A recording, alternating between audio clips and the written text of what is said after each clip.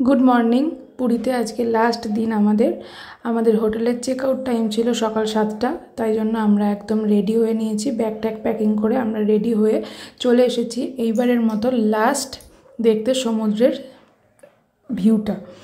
तो এই যে সি বিচে চলে এসেছি, একটু দেখে নিলাম, একটু ফিল করে নিলাম। আবার আমি জগন্নাথ দেবকে বলে আসলাম যে তুমি খুব তাড়াতাড়ি আবার আমাকে ডেকো, আমি যাতে আবার তোমার কাছে আসতে পারি। সেখান থেকে চলে গেলাম আমরা এই কাকাতুয়ার গজার দোকানে। সেখানে এসে গোকুল লাইন দিয়ে দাঁড়িয়েছে আর প্রচণ্ড লাইন পড়ে এই জায়গাটাতে, আর গরম গরম টাটকা টাটকা একদম গজা আসছিল আর আমরা সেখান থেকে কিনেছি। এই যে সেই কাকাতুয়ার দোকানে রিভিউ করতে হলো এই কাকাতুয়াটা ও থাকে এত সুন্দর করে আসলে ডাকাডাকি করে, ভালো লাগে শুনতে, খুব ভালো লাগছিল দেখতেও। অনেকটা বড় খাঁচার মধ্যে রয়েছে বলে বোঝা যাচ্ছে না সামনে। তো সেই সব দেখে শুনে বেরিয়ে পড়লাম আবারও বাড়ির উদ্দেশ্যে। একদম একদিনের গাড়ি জার্নি আমরা বেরিয়ে পড়লাম। তো এই যে পুরী সি বিচকে লাস্টবারের মতো টাটা বাই বাই বলে আমরা পাশ থেকে বেরিয়ে চলে আসলাম। তো এরপরে যে রাস্তায় ঢুকেছিলাম এটা ছিল পুরীর মন্দিরের যে রাস্তাটা, কতটা চওড়া আর কতটা বড় রাস্তাটা। এই রাস্তাটা দিয়েই কিন্তু সোজা পুরীর জগন্নাথ দেবের মন্দির থেকে মাসির বাড়িতে যায় রথের সময় রথ। তো খুব ভালো লাগছিল দেখতে, মনটাও খুব খারাপ লাগছিল যে আবার কবে আসব, আবার কবে জগন্নাথ দেব আমাদেরকে ডাকবেন, আবার আমি আসব। মানে এইবার গিয়ে শুধুই মন্দিরে থাকবো আর সি বিচে বসে থাকবো, কেননা এইবারটা গিয়ে প্রচুর ঘোরাঘুরি করেছি, প্রচুর জিনিস দেখে বেরিয়েছি আমরা দুজন। লাস্টে ইন্ডিয়ার পতাকাটাকেও আমি টাটা বাই বাই করলাম। এখানটাতে থ্যাংক ইউ, ভিজিট এগেন, আবার আসবো অবশ্যই, জগন্নাথ দেব ডাকলেই আবারও চলে আসব। তো মনটা খুবই খারাপ লাগছিল, কি করা যাবে, বাড়িতে যেতেই হবে। তারপর সেখান থেকে আবারও আগের দিনকে যে দোকানটা থেকে আমরা ব্রেকফাস্ট করেছিলাম সেই দোকানে এসে আবারও আমি দোসা নিয়ে নিয়েছি, কেননা দোসাটা খেতে খুব টেস্টি ছিল। তারপর অনেকটা পথ জার্নি করার পর ভুবনেশ্বর আমরা চলে এসেছি। এখনও 18 কিলোমিটার বাকি রয়েছে, কিন্তু সেই রাস্তা দিয়ে চলে এসেছি।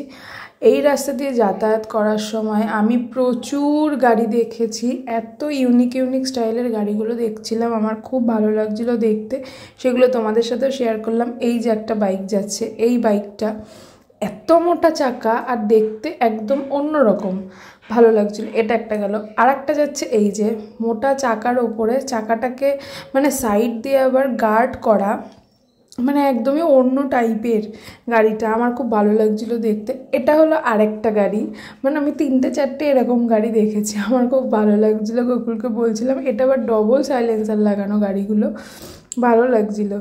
যাই হোক, তারপর সেখান থেকে আমরা বেরিয়ে চলে আসলাম মহানদীর ওপর দিয়ে, যে ব্রিজটা রয়েছে সেই ব্রিজের ওপর দিয়ে আমরা বাড়ি ফিরছি। কেননা এইগুলো আমি যেদিনকে যাচ্ছিলাম পুরীতে সেই দিনকে ছিল হলো রাত্রেবেলা, তো রাত্রেবেলাটা অতটা সুন্দর করে দেখতে পারিনি। ওই দেখো দূর থেকে আবার ট্রেনও যাচ্ছে, বন্দে ভারত মনে হয় এটা, আমি বন্দে ভারত সামনে থেকে দেখিনি, ছবিতেই যা দেখেছি।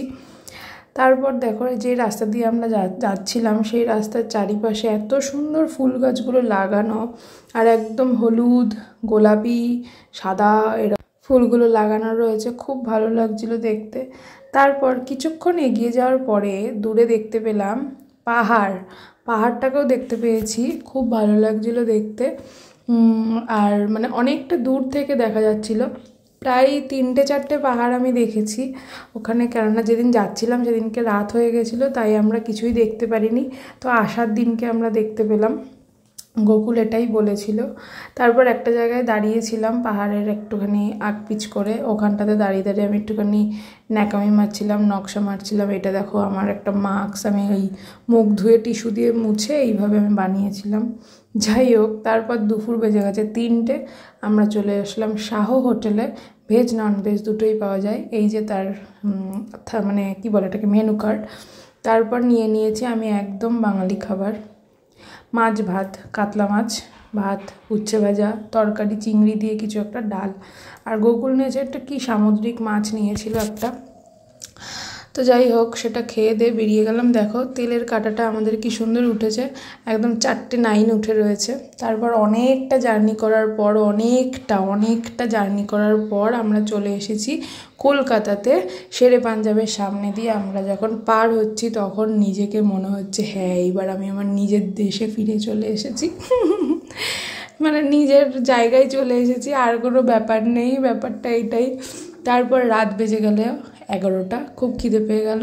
তারপর ডিনারের জন্য নিয়ে নিলাম চানা মশলা আর রুটি, আমি নিয়ে বসে থাকলাম। তারপর গোকুল আসলো, গাড়িটাকে লক করে আমি পাগলের মতো মাথা চুলকালাম, কেননা মাথার মধ্যে হেলমেট পরা ছিল, ঘেমে গিয়ে চুলকানো শুরু করে দিয়েছে। তারপর এই যে অ্যাট লাস্ট আমি চলে এসেছি কলকাতাতে, আমার নিজের জায়গায়। একদম দীর্ঘ নিঃশ্বাস আমি ফেলতে পেরেছি এই জায়গায় এসে। তারপর সেই বিখ্যাত ব্রিজের ওপর দিয়ে আমাদেরকে ওয়েলকাম করে দিল। আমরা সেই ব্রিজের ওপর দিয়ে সোজা চলে আসলাম। তারপর আবারও রাস্তা সাজানো, সেই রাস্তা দিয়ে আমরা যেতে যেতে রাত্রির কলকাতাও আমার ঘোরা হয়ে গেল, খুব ভালো লাগছিল।